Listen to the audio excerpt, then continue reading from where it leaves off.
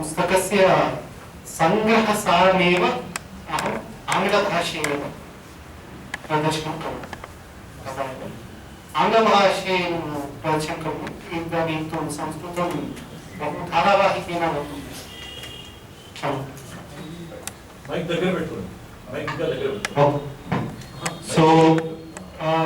I'll be reading from the paper.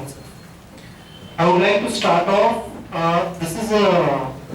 This paper is on being different, and according to me, this is the best book written by Rajiv Malhotra, because this is more of an offense than difference. So, what I have written over here is that Rajiv Malhotra, when he actually introduces his book, he actually introduces the Western outlook, which is that India is nothing but chaos. Okay. So India does not have its own organic unity. India does not have its own civilization.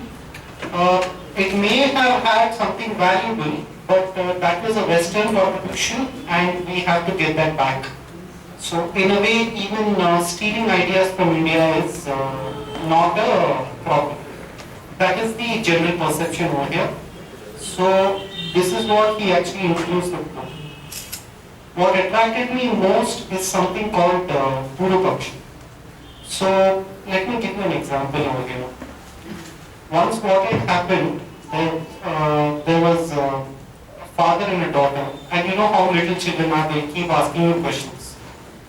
So the father got fed up and he gave a world map. He actually tore the world map and gave it to his daughter, and he said that you solve this like a jigsaw puzzle.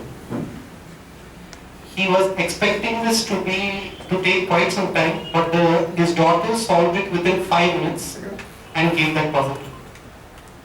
So he was surprised. He was like, how did you actually solve this puzzle within 5 minutes? Because she doesn't even have an idea of a world map. Daughter just said that back of it was a man's face. So I just took the man's face and then solved the puzzle. This is the same thing which he's saying, that whatever you are going to study the West in the same way. Just as the daughter studied the world map as a man's face and took it in her own perspective and solved it, similarly he is proposing a view of putting it within dharmic categories. So instead of adopting Western terms and Western categories, he is telling us to adopt dharmic categories. That's point number 1 on Purupaksha. Then, what I have actually put over here is that he puts something called as Hindu good news. So what does Hindu good news mean? You have heard of the Christian good news, as Ranjit Vadiala has told, that as per Christianity, all of us are born of original sin. The only way for us to redeem from original sin is to believe in the virgin birth, resurrection and crucifixion of Christ. That is when you actually be free of original sin. But here what he is saying is that you are not an original sinner, you are originally divine, which is a completely different perspective. So then what comes is that that is when you actually introduce yoga. Yoga is nothing but a way to actually realize the Satchit Anand which you already are. So there are 4 distinctions he gives in his book. Embodied knowing versus history centrism, integral unity versus synthetic unity, order and chaos, and Sanskrit non-translatables. So I'll just be reading from the paper here. Let me start with the first distinction. The best person to explain the distinction would be Swami Vivekananda, where he talks about Abrahamic faiths being dependent upon history, which are mainly Judaism, Islam, and Christianity. It is obvious that these faiths completely depend upon history. If Jews were to deny the revelations received by God from Abraham to Moses, then they deny their faith. If a Muslim denies the historicity of Muhammad, he no longer remains a Muslim. Similarly, if a Christian does not accept the historicity of Jesus, he is no longer a Christian. This is what is referred to as top-down. So that means a prophet is someone who will get the message from above and then he will give it to others. But the rishis are actually different. What they do is that they have realized this through certain practices of yoga and meditation. I would not like to use the meditation. Okay, dhyana. So through yoga and dhyana, he is already realizing the divinity which is already there. That is why they call him mantra drashta. In the sense, he has actually experienced that particular mantra and therefore it has come out in that particular word. So this is what is embodied knowing. That is where we get our Vedas, and not only the Vedas.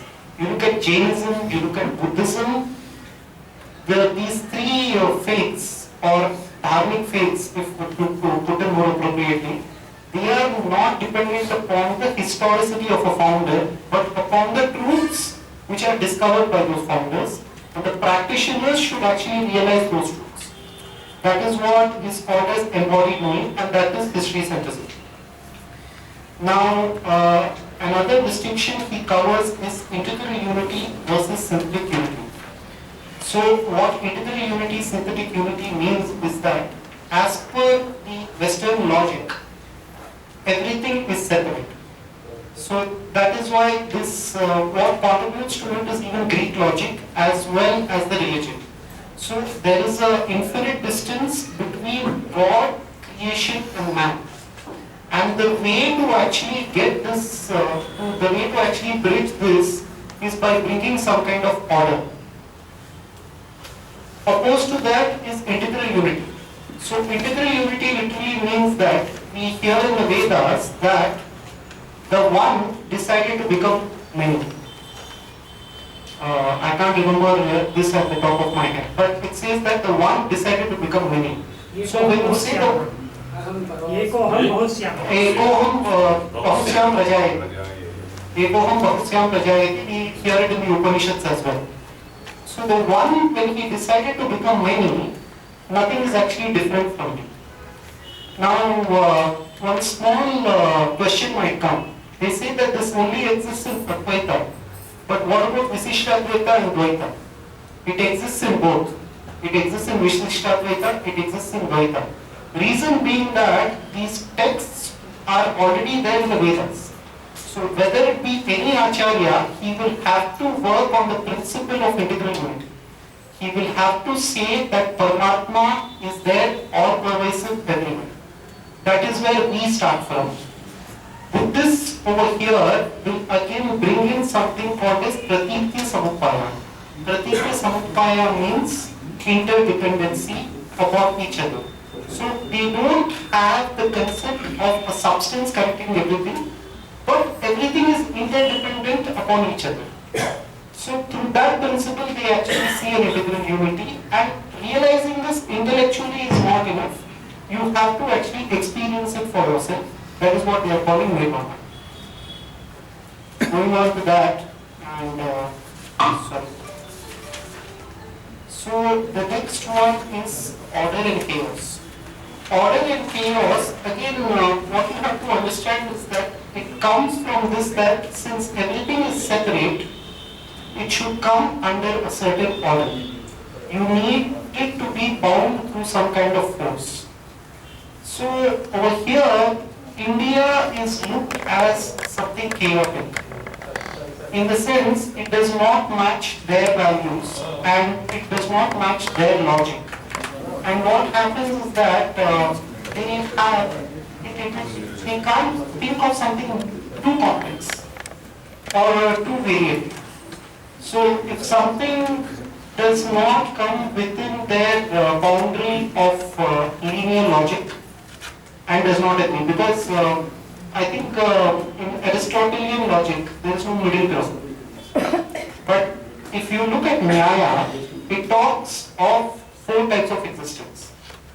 Prior non-existence, posterior non-existence, mutually excluding non-existence. So he takes the classic example is a pot. When a pot is not created, you call it prior non-existence. When a pot is destroyed, you call it posterior non-existence. Now, the non-existence which is the mutually exclusive non-existence means the table exists, but the non-existence of the table is there at the moment. So this type of logic is not there in Western logic. So anything which does not fall under this is chaos. In the sense that they have certain limitations, when it goes beyond those limitations, it is nothing more than chaos.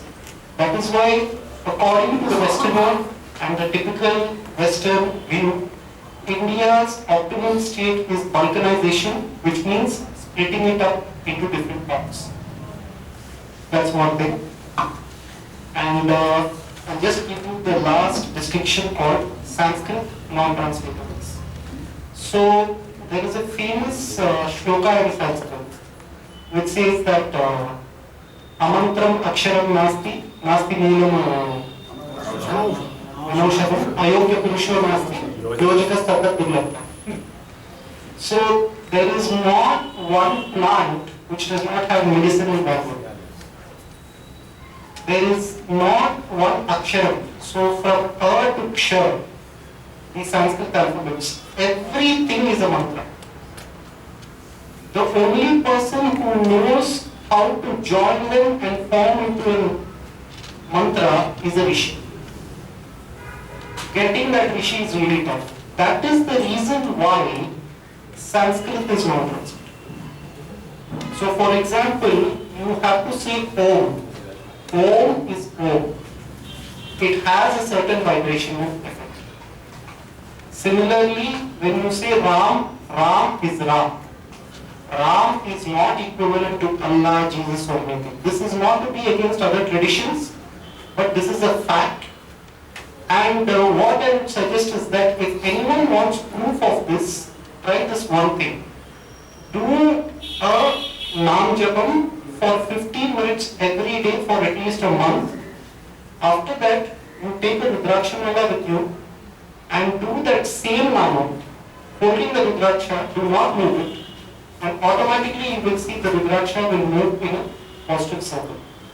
This is something which is tried and tested out, and many things like this are coming up. With that, ending my publicity.